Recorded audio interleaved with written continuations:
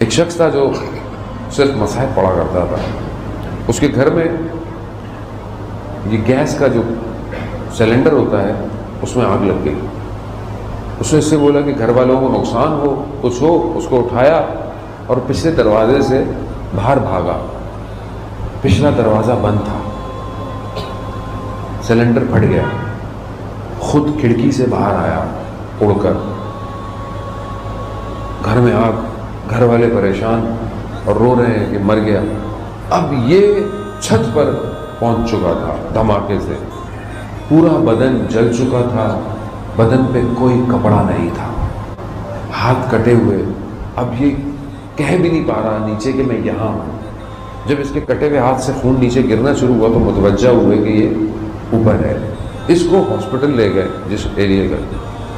Hospital والوں نے انکار کر دیا کہ یہ 80% تو جل چکا ہے, یہ ابھی تھوڑی دیر زندہ رہے گا, مر جائے گا. انہوں نے کہا نہیں کچھ تو کرو. اس کے بھائی نے بڑی ہمت کر کے اس کو کم از کم بینڈیج تو کرو, پٹیاں تو لگاؤ. پٹیاں لگا کر اس کو وہ بڑے شہر لے آئے. بڑے شہر میں بھی انہوں نے ہاسپٹل نے انکار کر دیا. کہا یہ ابھی تھوڑی دیر کا ہے, یہ مر جائے گا. کہا مر جائے جو بھی ہے لیکن آپ اس کو ایڈمٹ کریں. بہرحال اس کو ایڈمٹ کیا, رکھا, اس کو پٹیاں لگائیں, تبدیل ہوئی. وقت بڑھتا گیا. اس کو امید ہوئی کہ میں زندہ رہوں گا, لیکن کیونکہ پوری باڈی جل چکی تھی, ناک پس چکا تھا, ہونٹ جڑ چکے تھے, پوری باڈی. اب جب وہ بینڈیج اترتی تھی نا, شدید تکلیف اس کو ہوتی تھی, شدید تکلیف. کہتا ہے میں برداشت نہیں کر سکتا تھا جو مجھے تکلیف ہوتی تھی. میں اس سے بہتر کہتا تھا کہ میں مر جاؤں. کہتا ہے کیونکہ ہڈی اور ٹانگ ٹوٹ گئی تھی تو کچھ دن گزرے تو ڈاکٹر نے بولا کہ اس کو آپریشن کرنا پڑے گا, سرجری کرنی پڑے گی, لیکن کوئی چانس نہیں ہے. اگر یہ بچا بھی تو یہ فالج ہو جائے گا. خیر لے گئے. جیسے ہی ہاسپٹل میں پہنچے, سرجری تھیٹر میں پہنچے, تو انہوں نے کہا کہ بھائی ہم تمہیں بے ہوشی کا لگاتے ہیں. سب گھر والوں سے سائن لے لیا کہ کیونکہ پتہ نہیں ہوش میں آئے گا یا نہیں آئے گا. تو میں نے ان کو اشارہ سے کہا کہ مجھے بے ہوش کرنے سے پہلے مجھے کچھ کرنا ہے. کیا؟ بڑی مشکل سے کہا میں ساری زندگی مصائب پڑھتا رہا ہوں, آج میں اپنے لیے مصائب پڑھوں گا. اپنے لیے. کہا میں نے مصائب پڑھنا شروع کیے.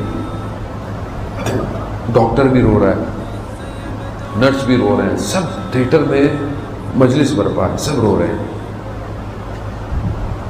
گریہ کرتے کرتے میں نے کہا امام حسین میری مدد کیجیے.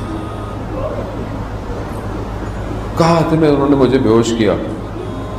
میں نے اچانک سے دیکھا کہ میں چند گھنٹوں کے لیے کسی اندھیرے میں چلا گیا ہوں.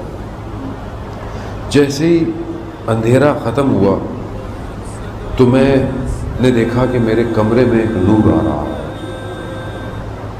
اور میں نے دیکھا کہ وقت کا امام اندر آ رہا ہے, اور پھر اس کے ساتھ ایک اور شخص آیا جو خود امام حسین تھے, اور میرے قریب آ کر, اور میں امام سے کروں. امام نے کہا کیا چاہتے ہو؟ کہا مولا آپ کے سامنے شفا چاہتے ہیں. کہا امام نے اپنا ہاتھ یہاں سے لے کر مجھے پورے بدن پہ پھیلا. کہہ رہا میں نے بڑی کوشش ارادہ کیا کہ میں امام کے دامن کو تھام لوں, لیکن میں نے کہا کہیں گستاخی نہ ہو جائے. یہ کہہ کر میں نے دیکھا اچانک سے ایک نرس ہاسپٹل کی جو تھی وہ آئی, اور لوگ آئے. میں نے کہا یہ کون لوگ ہیں؟ کہا یہ رشتہ دار ہیں, یہ اہل بیت ہیں, یہ سادات آ رہی ہے تمہیں دیکھنے کے لیے. کہا مگر یہ جو ڈاکٹر جو ہے یہ تو سید نہیں ہے, یہ جو نرس ہے. کہا نہیں یہ سید ہے. کہہ رہا میں کیونکہ ایک دوسری حالت میں ہوں, میرے اطراف میں میرا پورا گھر جمع ہے, ہاسپٹل کا سٹاف جمع ہے, اور میں بول رہا ہوں کہ اچھا یہ سید ہیں, یہ سید ہیں, یہ سید, اور یہ لوگ سب میری باتیں سن رہے ہیں.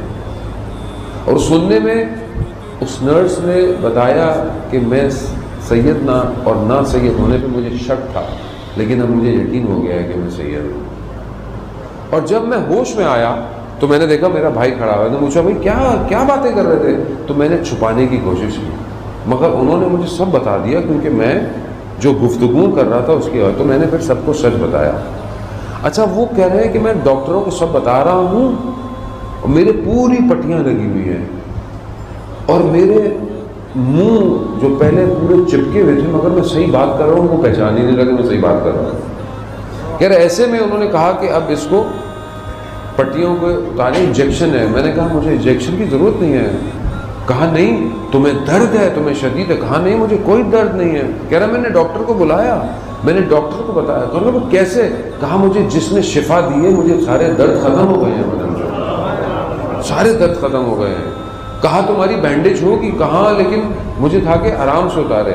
کہا میرے پورے بدن کی پٹیوں کو اتارا، میں صحیح سالم تھا، پورے ہاسپٹل میں شور مچ گیا کہ یہ کیا ہو گیا ہے۔ یہ ہے حسین، یہ ہے حسین۔